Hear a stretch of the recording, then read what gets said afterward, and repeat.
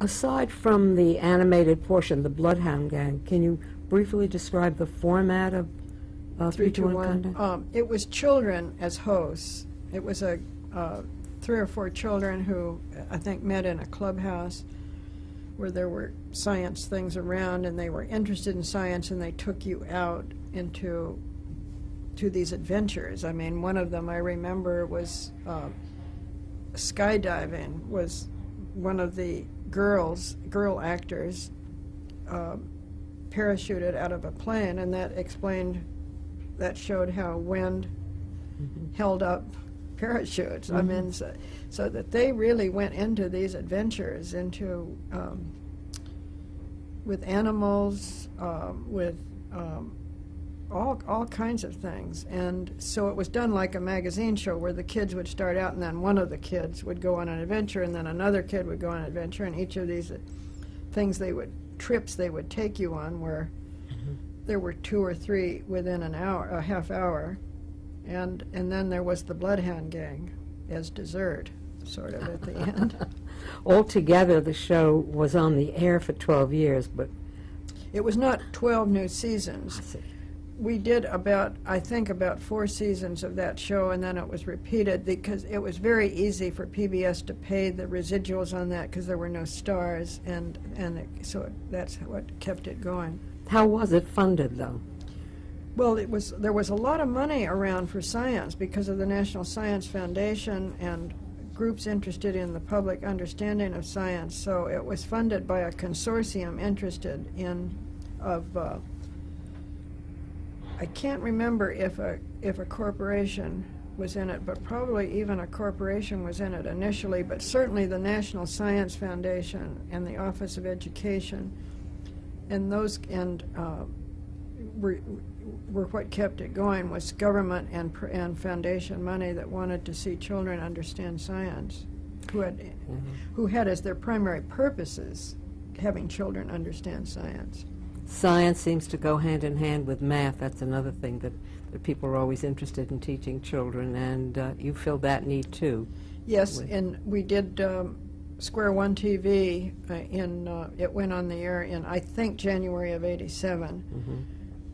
Dave Connell led that again. Dave was an immensely gifted producer and was involved in some way or another with almost all of our major productions.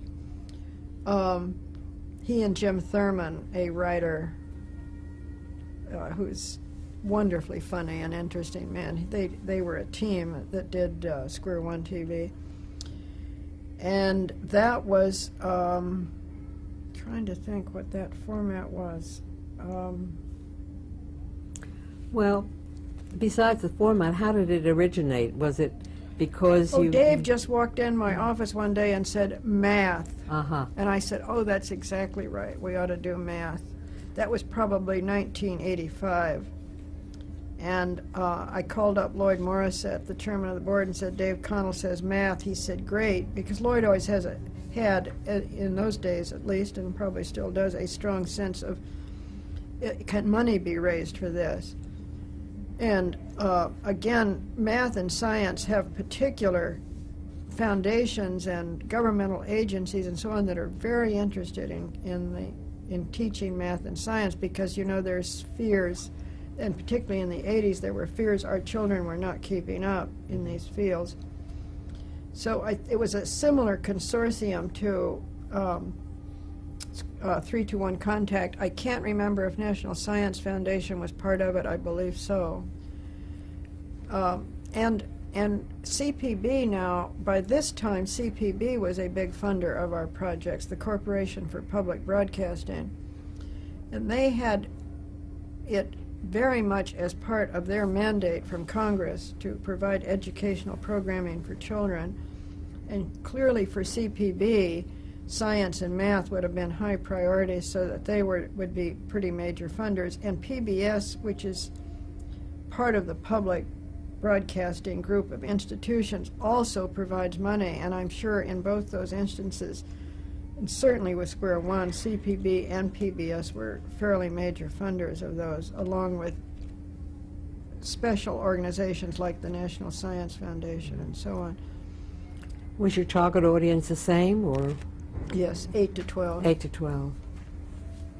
When did it end and why? Well, we all of these things have, except Sesame Street, which found a way of funding itself, have a beginning, middle, and end because the funders want to move on to something else. But it never got it did not have as big an audience as 3-2-1 Contact, partially because math is taught in school, and 3-2-1 Contact was the only thing available to many, many kids in science. So with Square One TV, we had a little harder time convincing teachers to tell children to watch this because their thing was, well, is it being taught the way we're teaching? And math is taught in various ways, as you know. So it had a little harder time finding a sizable audience. It had a pretty good audience, but it was any show that reaches that small an audience, though, in the end, is not going to be funded forever. So it had its run. It had a darling little segment. Its dessert was called MathNet, which was based on Dragnet with a man and a woman cop, and it was very cute and very entertaining. That had the answer to the mystery was always a mathematic, had some math relatedness. Well, that sounded like fun. Now tell me a little bit about Ghost Rider. Ghost Rider was to teach reading, and it was a gang of children detectives. Not detectives, a gang of children, 5 or 6 children who were friends, and they solved mysteries together. They were not professional detectives, and they solved them because there was a ghost up in the heavens who wrote out answers for them. They'd be on their computer, and suddenly the Ghost Rider would come in and tell them the answer, or be on a billboard. And what our idea was that kids would have to be able to read these clues to follow the mystery, and they do have to be able to. Now we alert, because you don't want to lose kids who can't read or can't read fast enough. We tell what it is eventually so that the non-reader can follow it. But it was to get kids to read by motivating them to read these clues from the Ghost Rider. And this age group would be what? This was about 7 to 10. It's the Same as version of Electric this Company. has been on CBS Saturday morning this past season. Has it? Maybe it was last season. Time does fly. Well, it lasted about 3 years on PBS, or 4 years. And then CBS picked it up for Saturday morning, a version of it called The Ghost Rider Mysteries, that has been a beautifully produced show, just wonderful. Not out of CTW? Yes. Yes? Oh, good. Very good. Well, I guess we're up to the summing up portion now. And would you like to tell us a little bit about your life and career and how important it is for you to continue working and what you still want to accomplish? Well, it's my life has been terrific. I mean, I had an unfortunate marriage to Timothy Cooney, but we remained very friendly. But it was not. That was the not great thing in my life. But after 11 years of marriage, we separated, and I had cancer of the breast, and that was not a great thing. I mean, there were some not so hot things that happened along the way. But shortly, within a couple of years of 2 or 3 years maybe of all of these traumas, I met Pete Peterson, whom I'd met years ago on the NET board, back in 1968. He being separated at that time from his wife and me from my husband, and so that I remarried in 1980 and gained, being childless, I gained 5 stepchildren. Oh, wonderful. And became extremely close to them, and have grandchildren now thanks to those kids. And I'm very, there's just one girl of the 5, and she is like my own daughter, and so her children are she has one child but another on the way, and so that's like the real thing. in grandmotherhood. I watched Sesame Street with that little 17-month-older. And she's to the joy of my life, that baby.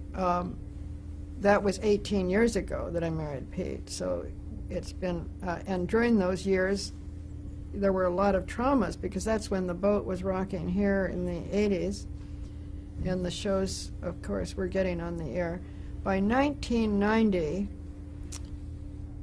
along about 87, I really felt burnt out in terms of going on as head of the company. And so about then I started talking to the board about stepping down in 1990. David Britt, who had been my right hand for many years and was executive vice president of the organization, was ready, willing, and able to take over and deserved to take over.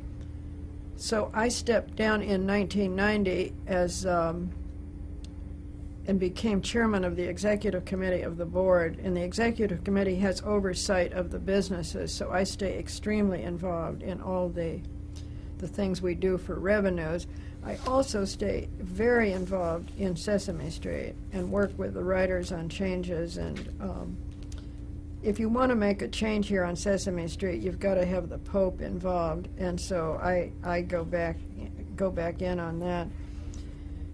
I review tapes of it. A lot of things are brought to me in the organization for my comments or for ideas or approval. I worked with some of the people here for a long time, and we have a lot of respect. So I don't think that it's.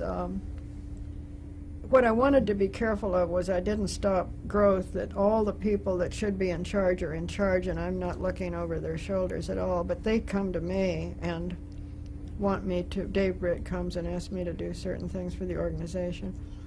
I continued. I'm on the Johnson & Johnson board, and I left the Xerox board because I didn't want to. After I stepped down here, I didn't want to be on so many corporate boards because I had nothing to. It was great to learn how other organizations ran when I was running an organization, but I decided I wanted to do other things. But I remain on the Johnson & Johnson board and the Metropolitan Life Insurance board and on the Columbia Presbyterian Hospital board, which has merged with New York Hospital now, and on the Television Museum board. And in fact, in September, I gave the Paley lecture at the museum. So I continue some public activities on behalf of the workshop. I mean, every now and then David asks me to make an appearance somewhere or give speeches, but I don't want to do that anymore. I did that for so many years, and I hate public speaking. So after the Paley lecture, I said, this is my last hurrah. I hope it is. I do a little of work with a documentary producer named Tom Lennon, and we just worked on, he did with Disney money for public television, the three nights in a row called The Irish in America, Long Journey Home, The Irish in America, which was the history of the American Irish. And I worked as a consultant to him, and now we are going to do some other things together. I sort of like going back to those roots at this juncture of my life. It's so it's not a huge time-consuming thing, but it's just something that keeps me involved in history, which is a great passion, and adult programming, which it's fun to do after so many years in children. But my great passion is with children and with what we're doing here, and mostly with programming. Television programming. I am not in the modern age. I'm not very helpful here with online or computer software or the new age. I remain mired in the old world of television, and that's where my passions remain. Well, you're considered a role model for your pioneering work in children's programming. I'd like to know whether you have an assessment as to whether you've had an impact on children's programming in general, not what you produce, but what others are putting on for kids. We have. It's been a delayed effect, though. You feel it a lot now, because programs now feel they've got to say they're educational. Mm-hmm. Even Teletubbies has got to say it's educational, even though it's little creatures talking baby talk. I think Nickelodeon is more educational with Blue's Clues, which is a very popular show because of us. Barney felt it had to have education in it because of us. Even Captain Kangaroo, when it was around, though it may be coming back in a new incarnation, felt Really? it had to introduce education. So I would say yes. Probably, oddly enough, our impact has been, I'm not so thrilled with, because we do so well in licensing products. A lot of potential children's producers started noticing that. And that's why so much children's programming, so many people now are in children's programming. It's become a huge business when they saw what Sesame Street could do. So I would say the motives are not great of why a lot of people are going into the business now. But So- if the product is worthwhile. So yes, they have to have more education in their programs, and there are going to be more products for children because of Sesame Street. But I think we have had impact on the educational side of things. Good. Now, I hope the time will come when this question will no longer have to be asked. But at this stage of the game, I suppose it does. You're a woman in what was a man's business for such a long time. Did you run into many obstacles, or did you have a mentor? What helped you make it through to the top? I never really felt any obstacles. In fact, the reverse would be true. I was probably helped because I was a woman. I was born at the right time because when I was doing what I was doing here, the women's movement was just starting. So I was turned into a star by the media, which was extremely helpful in terms of keeping government money flowing, because I gained real power because of this immense focus on me as a woman running the Children's Television Workshop. I was asked to be on corporate boards because I was a woman, and the boards were just integrating in the 70s, and that was immensely helpful to me in running this organization, was to learn how corporations ran. I cannot tell you how much I learned being part of the business, the corporate business world.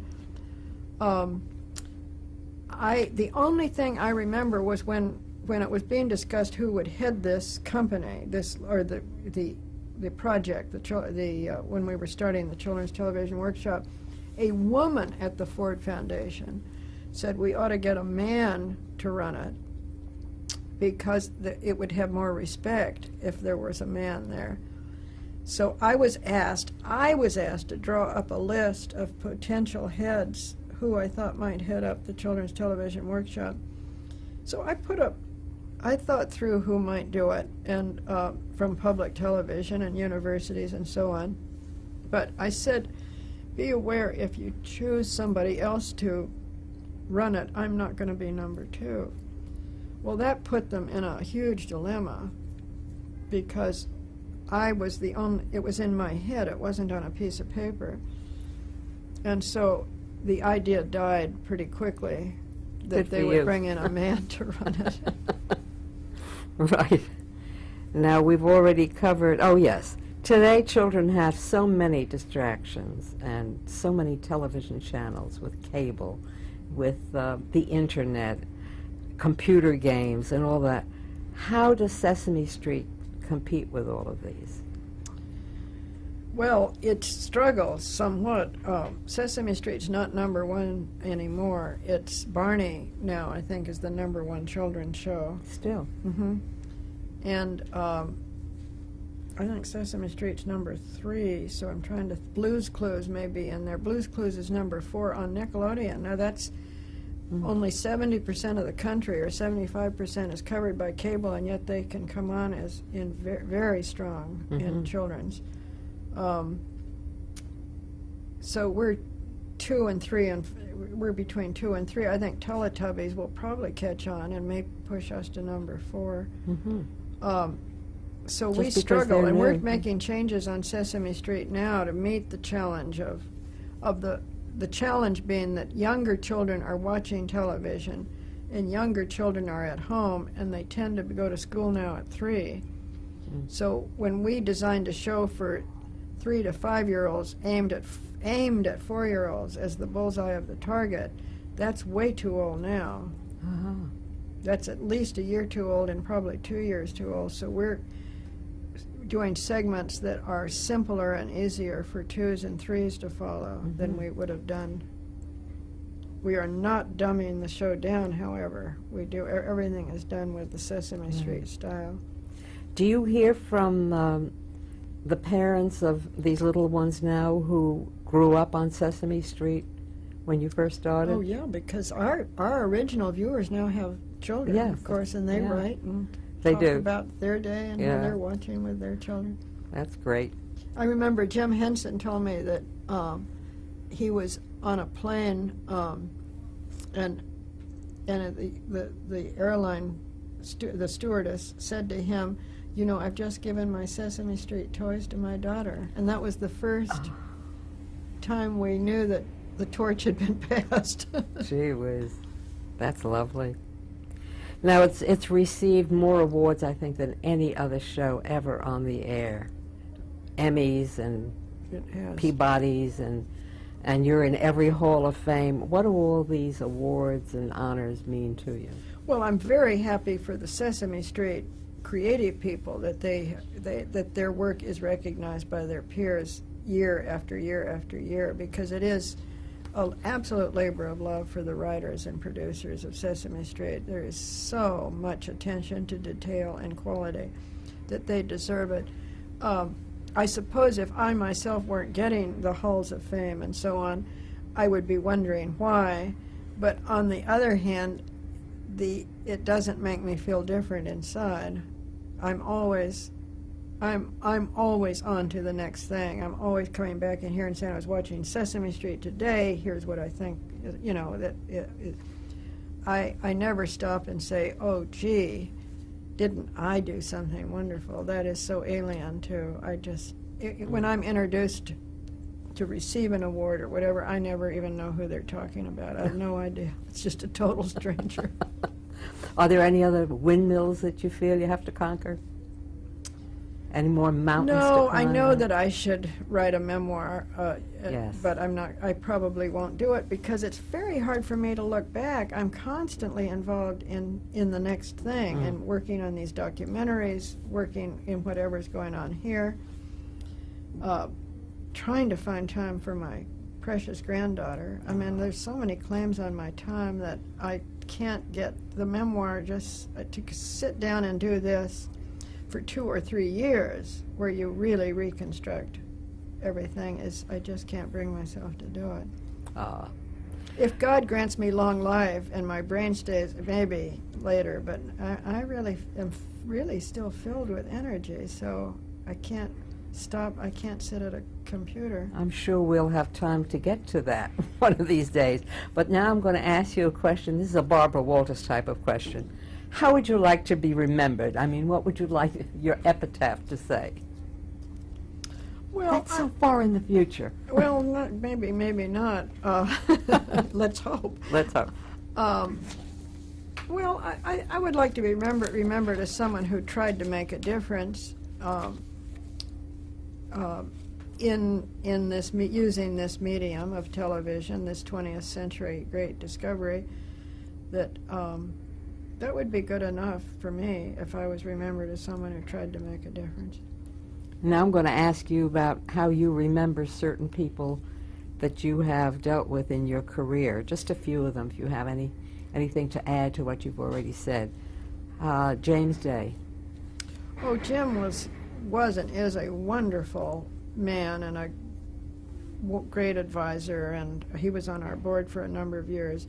He has written a brilliant history of public television, and he ran a brilliant television station out in San Francisco, KQED. He had a tough time at NET, of course, because they were trying to merge NET with Channel 13, and he got caught in that. But he's a delightful, wise, wonderful man. Jim Henson? Well, Jim is, that's the, I still can't talk about Jim very easily. I just adored him. I adored his talent. and what he could do, and I loved him, and his death was something I never, ever could assimilate. It just seemed to come out of nowhere. Whether if he had died in an airplane crash, I suppose it would have been the same, but it was a preventable death, and that was what hangs always. And I always expect him to just walk through the door. I've never really adjusted to that. But he was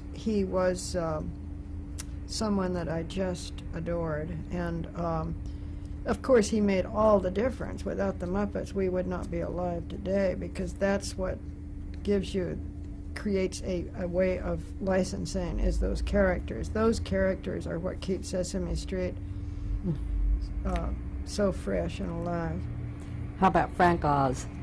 Frank is a wonderful man. I'm not as close to him and don't know him well. He's a great, Jim considered him the greatest puppeteer in the world, literally, greater than himself. And I think in some ways Frank is the best puppeteer around. Kevin Clash, who does Elmo, is certainly number 2. Frank, though, wants to direct, but Frank has a prickly personality. Jim was not prickly at all. Frank is prickly and unpredictable, and I mean, when you'll ask him a question and be sure he's going to answer it your way, he answers it another way. How about Hartford Gunn? Hartford I loved a lot and was a great figure in public broadcasting. He had a historic role at PBS. It was another tragic death, much too early, but a warm and wonderful, very bright man.